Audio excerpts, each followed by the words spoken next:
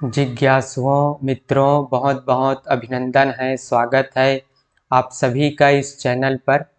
प्रत्येक दिवस की भांति आज भी हम श्री रामचरितमानस पर ज्ञान चर्चा का कार्यक्रम लेकर उपस्थित हुए हैं। और आज जो हमारी चर्चा का विषय है वह है प्रभु श्री रामचंद्र जी का, लक्ष्मण जी का और ऋषि विश्वामित्र जी का जनकपुर में प्रवेश करना।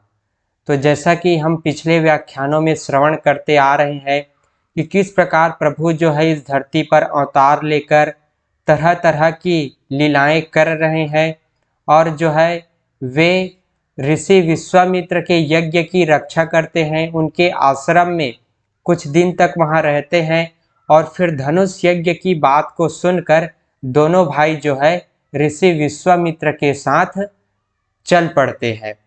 अब मार्ग में जाते हुए प्रभु श्री रामचंद्र जी जो है अहिल्या का उद्धार करते हैं और नारी अहिल्या का उद्धार करके, सती नारी अहिल्या का उद्धार करके वे जनकपुर की ओर आगे बढ़ते हैं।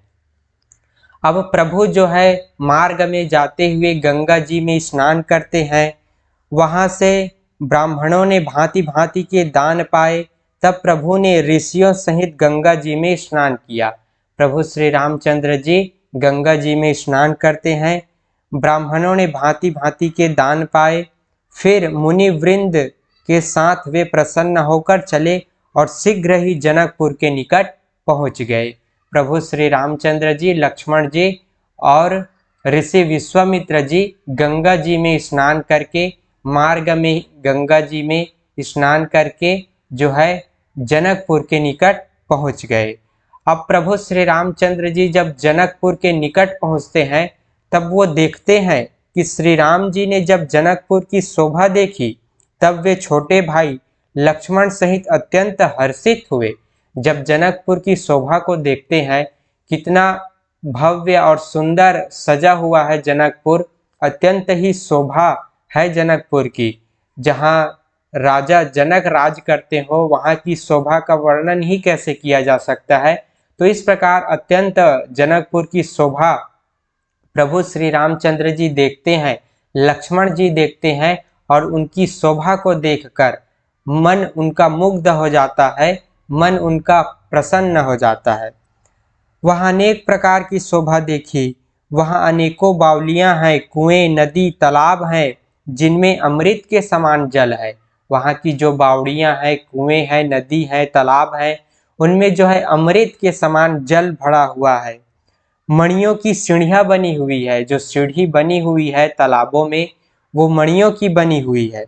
मकरंद रस से मतवाले होकर भंवरे सुंदर गुंजार कर रहे हैं, रंग बिरंगे पक्षी मधुर गान कर रहे हैं, रंग रंग के कमल खिले हैं, सब ऋतुओं में सुख देने वाला शीतल मंद सुगंध पवन बह रहा है। ऐसी जो है जनकपुर की शोभा है, सब तरह से आनंद ही आनंद। वहाँ का मौसम सुहावना, वहाँ की नदी, तालाब, प्रकृति जो है अत्यंत ही मनोरम और सुहावना है, जिसको प्रभु श्री रामचंद्र जी नेत्र भरकर देखते हैं। उनके छोटे भाई लक्ष्मण जी भी नेत्र भरकर देखते हैं और उनका मन मुग्ध हो जाता है, अत्यंत ही पुलकित हो जाता है, प्रसन्न हो जाता है। फुलवारी, बाग, वन जिनमें बहुत से पक्षियों का निवास है, फूलते फलते और सुंदर पत्तों से लदे हुए नगर के चारों ओर सुशोभित है। तरह तरह की फुलवारी, रंग बिरंगे पशु पक्षी सब जो है सुशोभित हो रहे हैं।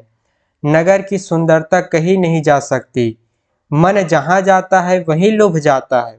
सुंदर बाजार हैं, मणियों से बने हुए विचित्र छज्जे हैं, मानो ब्रह्मा ने उन्हें अपने हाथों से बनाया है। कुबेर के समान श्रेष्ठ धनी व्यापारी सब प्रकार की अनेकों वस्तुएं लेकर दुकानों में बैठे हैं। सुंदर चौराहे, सुहावनी गलियां सदा सुगंध से सिंची रहती है। सबके घर मंगलमय है और उन पर चित्र कढ़े हुए हैं, जिन्हें मानो कामदेव रूपी चित्रकार ने अंकित किया है। नगर के सब स्त्री पुरुष सुंदर हैं, पवित्र हैं, साधु स्वभाव वाले, धर्मात्मा और ज्ञानी है। इस तरीके से जो है जनकपुर की शोभा अत्यंत ही मनोरम है, अत्यंत ही सुंदर है। जहाँ जनक जी का अत्यंत अनुपम निवास स्थान है, वहाँ के विलास को देखकर देवता भी थक जाते हैं, उनकी सुंदरता का गान नहीं कर सकते। जहाँ जनक जी का महल है, उनकी सुंदरता का गान देवता भी नहीं कर सकते। उज्जवल महलों में अनेकों प्रकार के सुंदर रीति से बने हुए मणि जनित सोने की जरी के पर्दे लगे हैं। सीता जी के रहने के सुंदर महल की शोभा का वर्णन किया ही कैसे जा सकता है। इस तरीके से अनेकों प्रकार के राजमहल के दरवाजे सुंदर हैं, वज्र के समान उनमें हीरों के चमकते हुए किवाड़ लगे हैं। राजाओं, नटों, मागधों, भाटों की भीड़ लगी रहती है। घोड़ों, हाथियों के लिए बहुत बड़ी घुड़शालाएं हैं और गजशालाएं हैं, जो सब समय घोड़े, हाथी और रथों से भरी रहती है। इस प्रकार जनकपुर की शोभा अत्यंत ही अनुपम है, अत्यंत ही विचित्र है। आमों का एक अनुपम बाग देखकर जहाँ सब प्रकार के सुभीते थे और जो सब तरह से सुहावना था, विश्वामित्र जी ने कहा, हे सुजान, रघुवीर, मेरा मन कहता है कि यहीं रहा जाए। एक आम का एक जो बगीचा था, ऋषि विश्वामित्र जी कहते हैं कि हम यहीं पर ठहरते हैं। ऐसा जो है ऋषि विश्वामित्र जी प्रभु श्री रामचंद्र जी को कहते हैं। वहाँ जो है सूरवीर मंत्री और सेनापति भरे पड़े हैं। जनकपुर में, राजा जनक के राज्य में कहीं से भी सुरक्षा की कमी नहीं है। सब तरफ तरह तरह के जो है सुरक्षा की कड़ियां व्याप्त है। इस तरीके से जनकपुर की शोभा अत्यंत विचित्र है। सबके घर जो है राजमहल के समान है। नगर के बाहर तालाब, नदी के निकट जहां तहां राजा लोग उतरे हुए हैं, डेरा डाले हुए हैं। ऐसी जो है जनकपुर की शोभा है। वहीं जनकपुर में तो ऋषि विश्वामित्र जी कहते हैं कि हे राम, हम यहीं पर जो है अपना डेरा डालते हैं। ये सुंदर आम का बगीचा है, यहीं पर हम डेरा डाल लेते हैं, यहीं पर अपना निवास स्थान का जो ठहराव है, यहीं पर हम रहने का प्रबंध करते हैं। ऐसा ऋषि विश्वामित्र जी प्रभु श्री रामचंद्र जी से कहते हैं। फिर प्रभु श्री रामचंद्र जी कहते हैं, कृपा के धाम श्री रामचंद्र जी जो है बहुत अच्छा स्वामी कहकर वहीं मुनियों के समूह के साथ ठहर गए। वहीं जो है आम की उस बगीचा में एक बाग था, आमों का अनुपम बाग था, वहीं प्रभु श्री रामचंद्र जी ठहर गए। मिथिलापति जनक जी ने जब यह समाचार पाया कि महामुनि विश्वामित्र आए हैं, जब राजा जनक को यह समाचार मिलता है कि महामुनि विश्वामित्र जी जो है उनके राज्य में पधारे हुए हैं, जैसे ही राजा जनक को यह समाचार मिलता है, तब वे जो है संग सचिव सुचि भूरी भट भूसुर बर गुर ज्ञाति चले मिलन मुनि नायक ही मुदित राव यही भांति। तब उन्होंने पवित्र हृदय के ईमानदार स्वामी भक्त मंत्री, बहुत से योद्धा, श्रेष्ठ ब्राह्मण, गुरु और अपनी जाति के श्रेष्ठ लोगों को साथ में लिया और इस प्रकार प्रसन्नता के साथ राजा जो है मुनियों के स्वामी विश्वामित्र जी से मिलने के लिए चले। राजा जनक जो है ब्राह्मणों के साथ, अपने गुरुओं के साथ और अपनी बाकी और जो है उनकी जनता है उनके साथ जो है राजा जनक ऋषि विश्वामित्र जी से, मुनि विश्वामित्र जी से मिलने के लिए चल पड़ते हैं। किन्ह प्रणाम चरण धरि माथा, दिन ही अशीष मुदित मुनि नाथा। विप्र वृंद सब आदर बंदे, जानी भाग्य बड़ राव आनंदे। अब राजा ने मुनि के चरणों पर मस्तक रखकर प्रणाम किया। राजा जनक विश्वामित्र जी के चरणों में मस्तक रखकर प्रणाम करते हैं। मुनियों के स्वामी विश्वामित्र जी ने प्रसन्न होकर आशीर्वाद दिया, राजा जनक को आशीर्वाद देते हैं।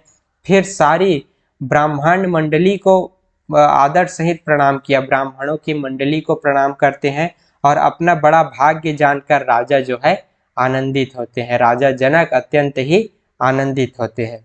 बार बार कुशल प्रश्न करके विश्वामित्र जी ने राजा को बैठाया।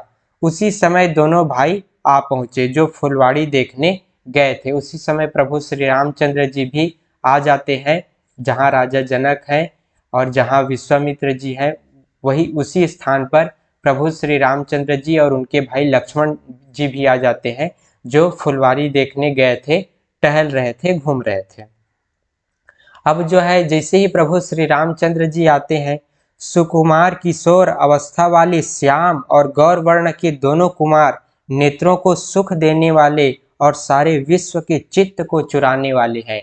प्रभु श्री रामचंद्र जी श्याम वर्ण के, उनके भाई लक्ष्मण गौर वर्ण के, उनकी शोभा ऐसी है कि संपूर्ण विश्व को, कि उनके चित्त को चुराने वाले हैं, उनके मन को मोह लेने वाले हैं, इस विश्व के मन को मोह लेने वाले ऐसे उन दोनों भाइयों का रूप है, श्याम और गौर वर्ण का वो मनमोहक रूप।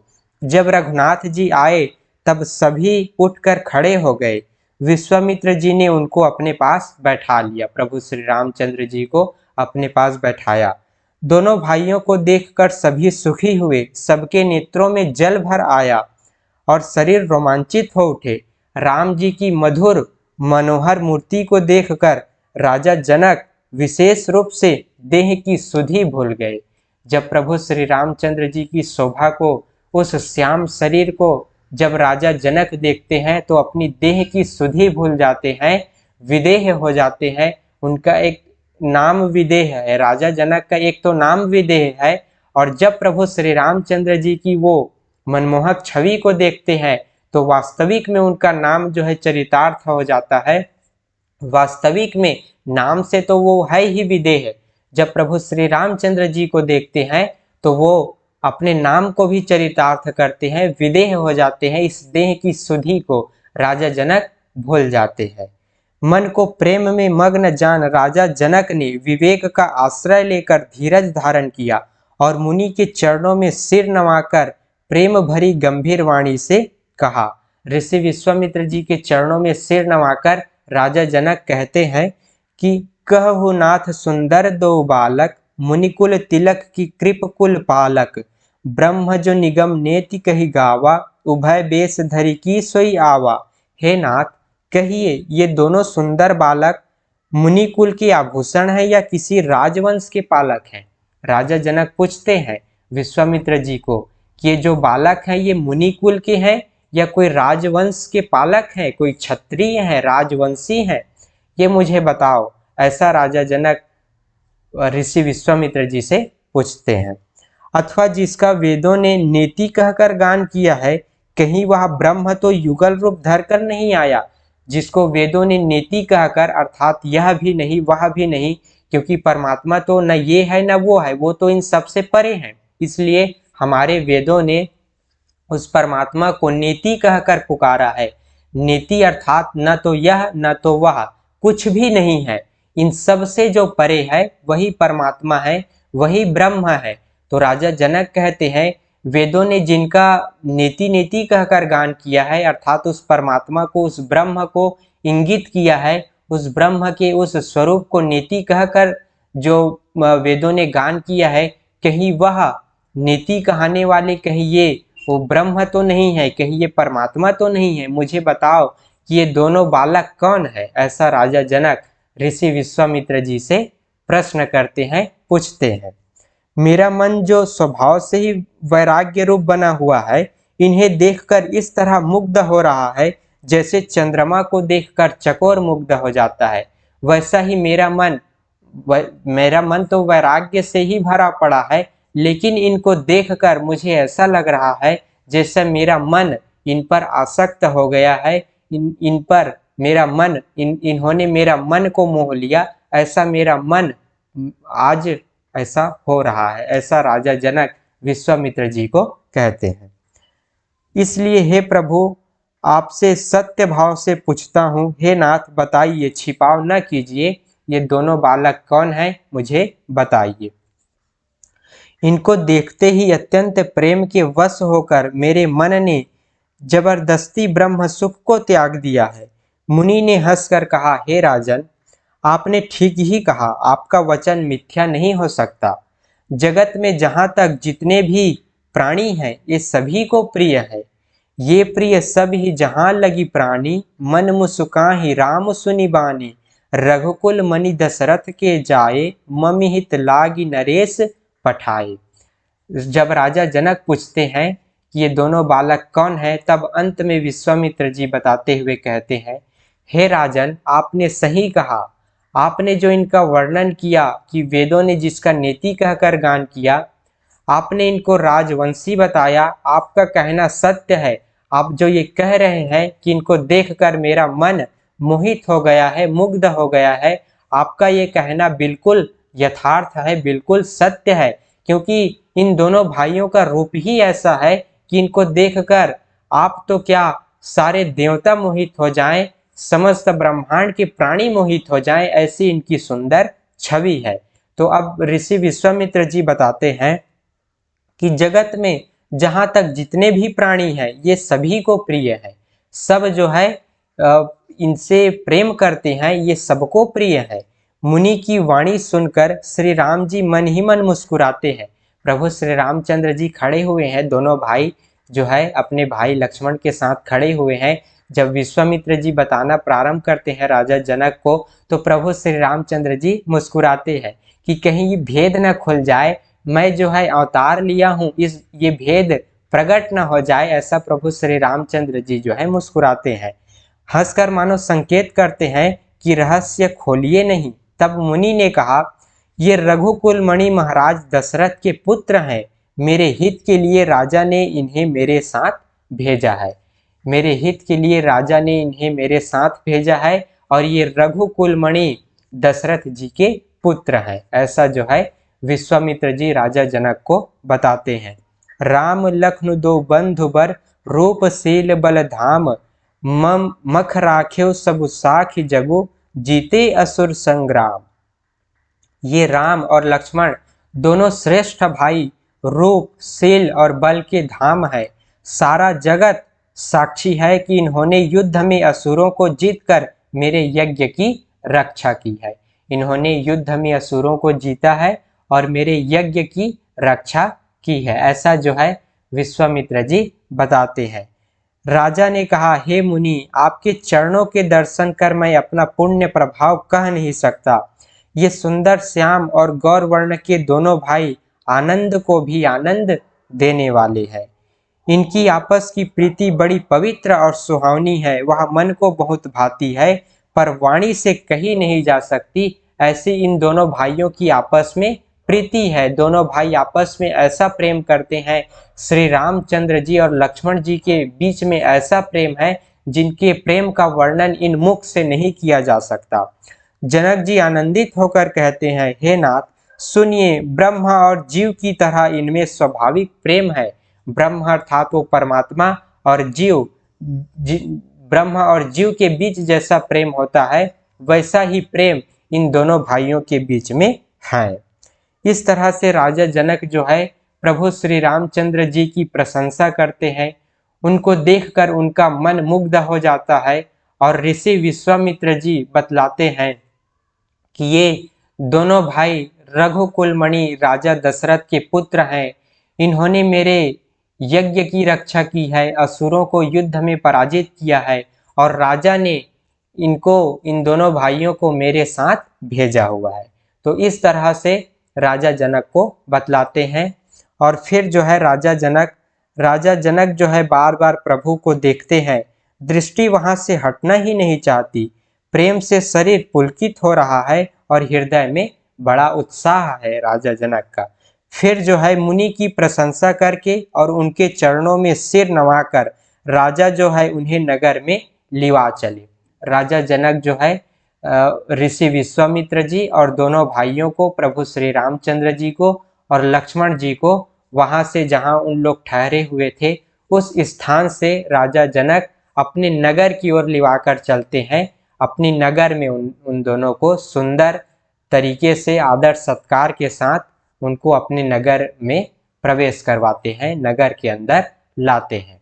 तो इस प्रकार आज हमने यह कथा श्रवण किया कि प्रभु श्री रामचंद्र जी राजा जनक के उस नगर में प्रवेश करते हैं। ऋषि विश्वामित्र जी के साथ जनकपुर में प्रवेश करते हैं।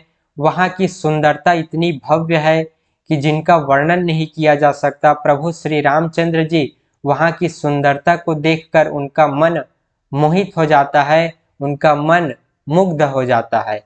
और एक तरफ जब राजा जनक प्रभु श्री रामचंद्र जी की सुंदरता को देखते हैं, उनकी उस छवि को देखते हैं, तो वे भी मोहित हो जाते हैं, उनका मन मुग्ध हो जाता है। तो इस प्रकार हमने यह सुंदर चरित्र, सुंदर यह कथा श्रवण किया। तो आज की इस चर्चा को हम यहीं पर विराम देते हैं। पुनः मिलेंगे आगे की चर्चा का कार्यक्रम लेकर। बहुत बहुत आभार आप सभी का। धन्यवाद। ओम तत्सत।